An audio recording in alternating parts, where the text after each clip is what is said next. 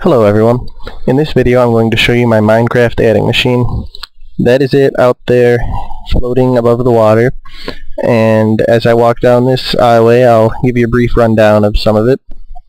So it's an 8-bit adding machine. It can take 2 or more 8-bit binary numbers as input and add them and display their sums.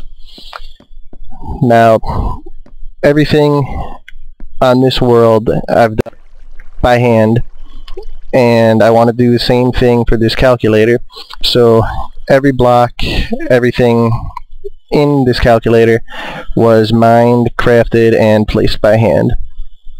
So to the left over here we can see the input. We've got 8 number slots that you can use as input, from 1 all the way up to 128. And then if we come back here we can see the enter and clear the output buttons, and the output itself is over here. So I'll just give you a quick demonstration before I go back into the calculator to show you how it works. So to demonstrate I'll just use my birthday as the input. So my birthday is August 3rd, so we'll do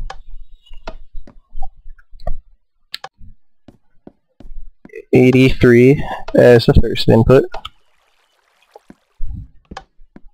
and then hit enter, and that'll send it through. And if I went over to the output right now, it would be displaying it on the output right now, but that doesn't really matter. And so I was born in 1992, so I'll do 92 as the second number.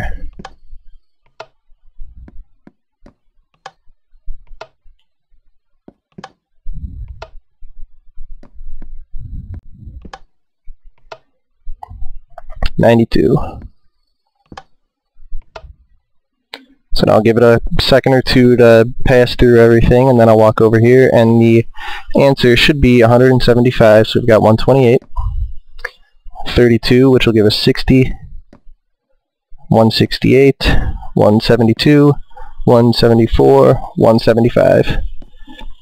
So as you can see, it does in fact work. And if I come back over here and hit the clear output button, it will set all of these back to the off position. So now I'll just head back and give you a quick little rundown of the actual technology behind this. And as you can see, it's a pretty big mess back here. But basically what happens is that when you hit one of the input buttons over there, it sends a pulse over here to one of these flip-flops, which will then be toggled on or off when you press the button, and it'll stay that way. Then when you hit the enter button, it'll send a pulse through this one for the 1 position, and that'll come through this AND gate. So if the button has been pressed for the number and the enter button has been pressed, it'll send the signal along this line all the way over to the other side. And it's the same setup for each input button. It got a little bit funky in the back there because I kind of ran out of space. I didn't really plan it out right, but it still works. Now when you get over here, it's more of a mess. Basically, you have another flip-flop over here that holds the value for whichever numbers you have entered, and the output comes back around here to another AND gate, where if the flip-flop is on and you hit enter and send another value or another pulse over here, so that's equivalent to 1 plus 1, it will send a pulse out this way to the next flip-flop. It'll turn that on, and it works the same way all the way down, and it'll just kind of cascade through all these flip-flops all the way down that way. Sorry about that.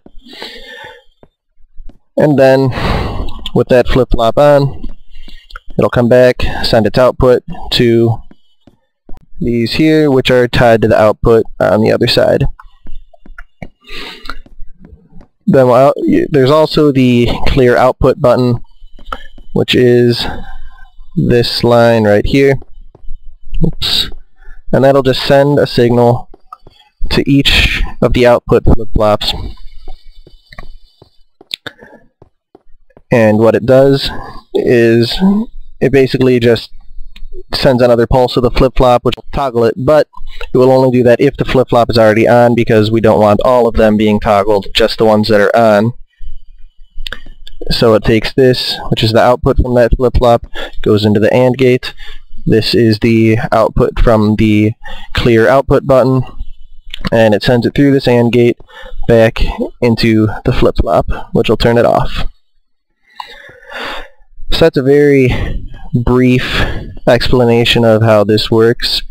If enough people are interested, I'll put the map up for a download, but there's a lot of other stuff on this map, and I don't know how to cut out chunks, but if enough people are interested, I'll take the time to learn how to do that, cut out the chunks for this calculator so that anybody can download it, come play around with it, run around inside of a calculator, and just have fun with it. This whole project took me about probably around 50 hours to do, and it was a little aggravating towards the end, especially debugging it, which before I had the clear output button all wired up was basically I had to press these buttons over here, look for output over here. If anything was wrong, I had to run back in there and fix it all on my own, which was not very much fun. But in the end, it was still a really cool project. I'm glad I finally have a working adding machine.